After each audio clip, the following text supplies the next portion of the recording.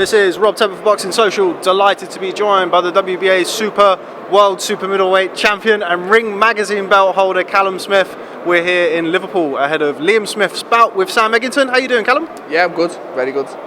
Nice to hear. It's the first time I've interviewed you since you became a father. Congratulations. Thank you. Thank you very much. How does it compare to boxing? Harder? Easier? Both tougher, but a lot more enjoyable. It's good. When she's waking up and smiling and stuff, it does make it all worthwhile. But when she's waking up in the middle of the night, it's tougher than what I expected. But say I'm learning, I'm enjoying it all. I'd like to say it gets easier, but from experience it doesn't. But yeah, good luck with that. Let's start first and foremost with your brother, topping the bill in Liverpool against Smith-Eggington. Talk to me about the fight. Yeah, it's a good fight. Obviously, a lot's been made at the sparring, and I was at most of the spars, and it should be a good fight to watch. But when you say they were good spars to watch, it doesn't necessarily mean they were 50-50 spars. In my opinion, Liam was always on top, but in a fan-friendly kind of way. So I think the fans should be in for a good treat, and hopefully Liam performs the way we know he can and can come in and get a good win and move on to bigger things. I think a lot of people are looking at Smith-Eggington and this fight as the only way he can win the fight is if he turns it into quote-unquote his type of fight. Do you agree with that? Yeah, listen, everyone's got a chance, especially at this level, and I think the same thing with Smith-Eggington. Every time he's been the underdog, he seems to perform, and every time he has a tick-over fight, he seems to slip up. And this is a big fight for him, it's a big opportunity, and we're expecting the best version of him. But regardless of what version of him turns up, if a good version of Liam Smith turns up, then I feel he has a little bit too much for him. But I say boxing's, it's a funny sport, and you've always got to be prepared for whatever comes. And Liam's had a good camp, he's in good shape, and he's ready. It's his first fight under the Matchroom banner. You've got all Smiths, or obviously Paul is now retired, but all Smiths under the Matchroom banner. What's that like? Did he seek your advice? I'm sure he spoke to you before he made the transition over.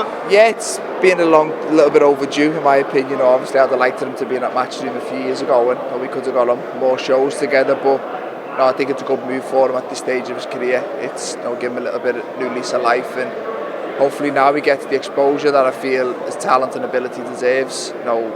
He's always been a good fighter in my opinion, but not really at the recognition he deserves, because not many people have had the chance to see him fight. So hopefully, providing he puts the performances in, he'll start getting the recognition he deserves. Now he's come up short at world level, but excuse me, I think it's fair to say he hasn't disgraced himself against Canelo and Jaime Munguia. Has it got to be world titles next, or potentially a Kell Brook fight for Liam? Either. I think if you ask him, he feels he's got a lot left to give, and a lot of big fights left in him, and whatever opportunities come his way, he'll take them with both hands. Starting off with Smith-Eggington on Saturday night, he's got to go in, he's got to win, he's got to look good, but then we go from there. You just touched then, he's now at Matchroom. I feel like the best place for him to provide him with the best opportunities, and it's up to him to take them. Let's move on to you. Just spoke to Joe Gallagher, told me that you're going to be boxing on Anthony Joshua's undercard at Madison Square Garden. Hopefully that's what I'm hearing. I haven't had no confirmation yet, but that's the rumour, and that's what I'm hearing. It's going to be announced. But if that's the case, then I'm pleased. It's a massive opportunity. It's a massive bill and massive platform to showcase what I can do on it. Now it's been a while since I've been in the ring. Obviously, I've had a lot of stuff in my personal life happen, and I've been enjoying that. But I'm looking forward to getting back in and defending my world title, and set myself new goals and new targets, what I feel I can achieve. Let's just talk to me about that, because one of the first times I interviewed you was before GROVES EUBANK. I came down to the gym and had a chat with you, and it was very much in the kind of, your career has kind of been stop-start from no fault of your own. That was in one of the kind of stop-ish type of phases. At the time, you were due to box Jürgen Bremer, which just kind of shows you a little bit about that.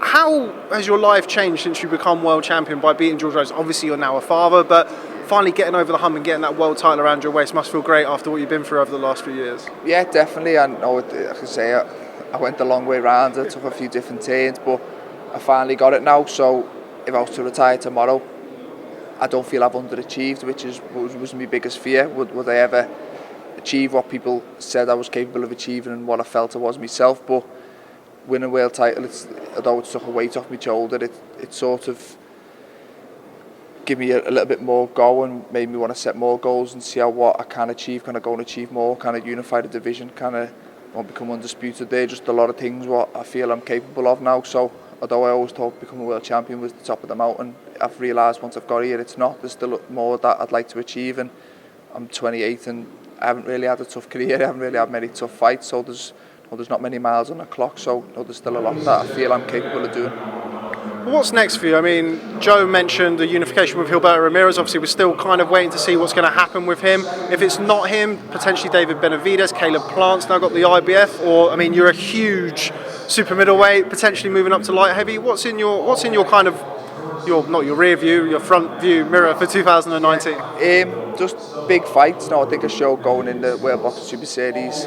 I want to fight the best. I want to test myself against the best, and I'm not afraid to step up and fight anyone. And unification is definitely something I want to do. I don't think it's as straightforward as I'd like. Obviously, Ramirez is debating whether to move up or not. The WBC, I think it's just ordered Benavidez, DeGALE, and then I think Yildirim's going to be mandatory. So that's a bit of a queue for that title. And Plant, I don't know what's happening there, but if I was offered any unification fight, I'd bite your hand off for it. I want to fight one of the other champions and prove myself as the number one in the division. At the minute, there's 4 world champions who all believe they're the best in the division, and I'd like to kind of clear that bit up. And light heavyweight's a possibility, but not anytime soon. I don't think as long as there's fights for me at super middle that get me excited, then I feel there's still business for me out here before moving up to light heavy.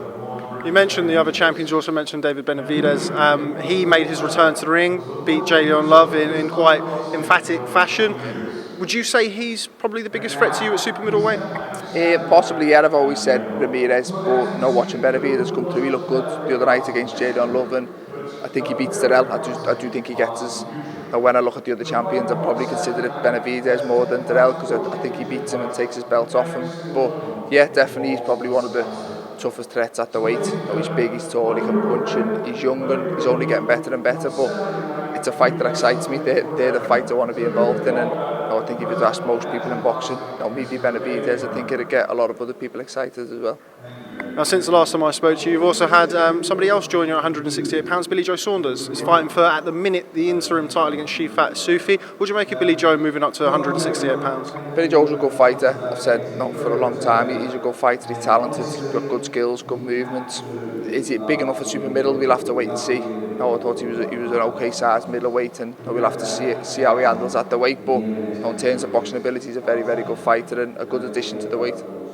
What did you make of James DeGALE versus Chris Eubank Jr.? James DeGALE, somebody who I know that you were due to fight a long, long time ago, part of that stop-start that we were referring to earlier on. What did you make of that fight? I think as much as you've got to give Eubank credit, it was a good win for him. I think the focus was more on, it wasn't the James DeGALE we all know from the previous years. I think it was just, whether it's 1-2 fight too many, or just the wrong lifestyle, or just age catching up with him, too many miles on the clock, but it just looked a shadow of himself, and it was sad to see, to be honest with you, because I like James DeGALE and know him outside the ring, and obviously I was wanting to fight him at some point, but he was a very good fighter in his time, and to see him lose the way he did wasn't really nice to see. But I say credit to Eubank, it was a good win, and there's a lot of pressure on him. He had to deliver, otherwise where does he go from there? So props to him. Is that a fight that potentially interests you in the future against Eubank Jr.? Possibly in the future, not right now. Like I say, I'm looking for the bigger names in the division, the other champions, and I think win over a fade to James DeGALE doesn't really put him at the top of the division. But like I say, if he keeps moving in the way he is, then the name that he brings and a few more good wins definitely puts him back in the mix. Now, your last opponent, George Groves, also announced his retirement. Well, not recently, probably about a month and a half, 2 months ago now. What do you make of George's career? You were the last person to share the ring with him. Yeah, good career, great career, a career that a lot of boxers to be proud of. He's boxed for a world title 4 times, managed to finally win one, and he's been involved in some very, very big nights, some big domestic fights. Carl Froch, James DeGALE, Chris Eubank, Martin Murray. He has been there and done it. Financially, he's left the sport very well, and retiring at 30 with, like I say, a world title and money in the bank. I think a lot of fighters would bite your hand off for that. So I say all credit to him. He had a good career, and it was an honour to share the ring with him. Now, you've kind of been linked for the last year, 18 months with certain Andre Ward, who's obviously happily retired. You never say never in boxing. Is that fight now off the radar for you? Yeah, to be honest, it never really was for me. I've never been one to call anyone out. Obviously, my team and stuff mentioned try and get the best possible fight for me, and off the phone was to ring and Eddie was offer Andre Ward at Anfield.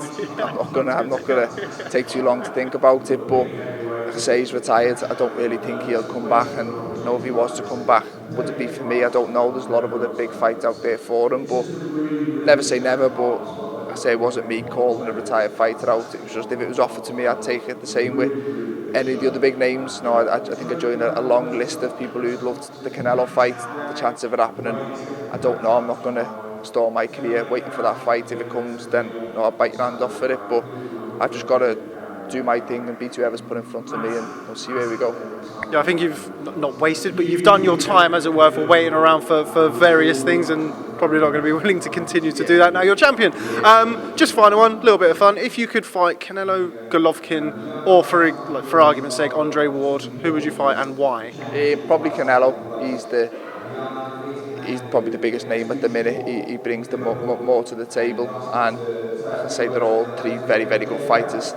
I'd fight any of them, but if they were all offered to me, I'd probably go with the Canelo one. Just at the minute, he beat Golovkin his last fight, and I think him along with a couple of others are the face of boxing at the minute.